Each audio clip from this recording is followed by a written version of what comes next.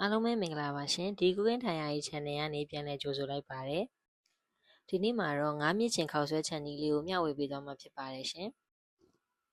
အရင်ဦးဆုံးငါးတွေကိုအိုးထဲထည့်ပြီးတော့ချင်းကျွတ်သွန်ဖြူဓာပြရိုက်ထားတာအနည်းငယ်ထည့်မယ်ပြီးလို့ရှိရင်နနွင်းမုံအနည်းငယ်ထည့်ပြီးတော့ရေထည့်ပြီးတော့ပြုတ်ထားပေးပါမယ်ညီမသုံးထားကတော့ကက်ကရစ်ငါးဖြစ်ပါတယ်ဒါညီမလူ၄ယောက်စာအတွက်အချိုးစားလေးကိုပြုတ်ထားတာဖြစ်ပါတယ်ရှင်ကက်ကရစ်ငါးကိုသုံးတဲ့အခါရှာလို့ရှိရင်လေအနံလဲပိုမွေးပြီးတော့အရသာပိုပြီးတော့ချိုပါတယ်ကက်ကရစ်ငါးအယိုးနဲ့အားကြောင့်မလို့အယိုးနှွေရတာလည်းတိတ်ပြီးတော့အချိန်ပေးစရာမလိုပါဘူးရှင်မြင့်ချင်ပြုတ်ဖို့အတွက်မြင့်ချင်တွေကိုအိုးထဲကိုထည့်ပါမယ်ပြီးလို့ရှိရင်တော့ဂျင်းကျက်သွန်ဖြူအနည်းငယ်ဓာပြရိုက်ပြီးတော့လေးထားတာလေးကိုထည့်ပေးပါမယ်နွင်းမုံအနည်းငယ်ထည့်ပါမယ်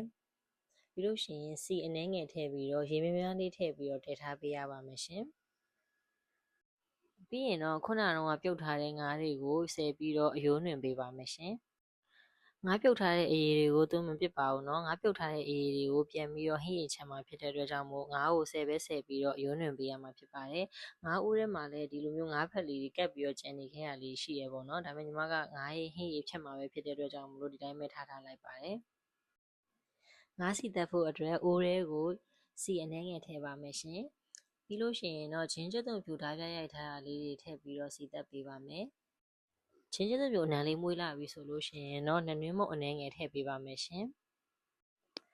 ခဏလောက်မွေးပေးပြီးသွားပြီဆိုလို့ရှိရင်တော့ခုနကအသားနှွင်ထားတဲ့ငါးလေးတွေကိုထည့်ပြီးတော့စီတက်ပေးပါမယ်မီးလေးထားပြီးတော့စီတက်ပေးရပါမယ်ရှင်ဒါမှငါးတွေကအောက်မှာကပ်မသွားမှာပါငါးတွေကိုမီးကိုအနည်းဆုံးလေးထားပြီးတော့တေချာလေးရေတွေခြောက်သွားတဲ့အထိစီတက်ပေးရမှာဖြစ်ပါတယ်ငါးတွေကအရေတွေခြောက်သွားပြီးတော့အခုလိုမျိုးအနေထားလေးရပြီဆိုလို့ရှိရင်တော့ငါးစီတက်လေးရပါပြီရှင်ငါးစီတက်ကိုတော့အဟင်းရည်အတွက်အနည်းငယ်လေးပဲအိုးထဲမှာခြံထားလိုက်ပါတယ်ငါးစီတက်တွေကိုပကံတစ်လုံးထဲကိုလှည့်ထားပေးပြီးတော့အခုစီတက်ထားတဲ့အိုးထဲမှာပဲခုနကငါးပြုတ်ရည်လေးတွေကိုထည့်ပြီးတော့ဟင်းရည်ချက်ပါမယ်ရှင်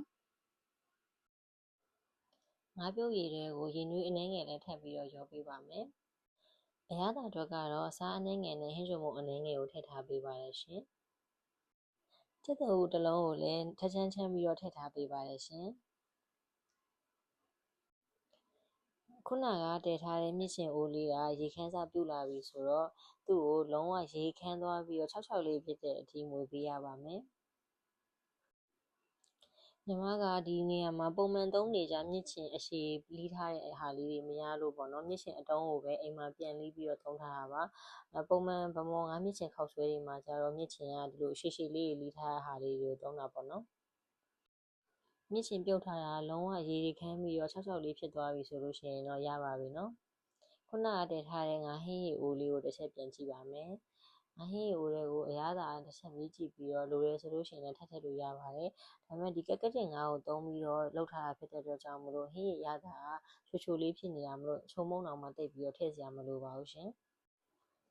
မုံဝဲပြင်မှုအတွက်ရေနွေးဦးရဲကိုမုံဖတ်တွေကိုထည့်ပြီးတော့ပြုတ်ပါမယ်ညီမကတော့ဒီမှာထိုင်းမှာအလွယ်တကူဝယ်လို့ရတဲ့ကွစ်တီကိုဖတ်အကြီးပေါ့နော်အဲ့ဟာလေးကိုသုံးထားတာပါ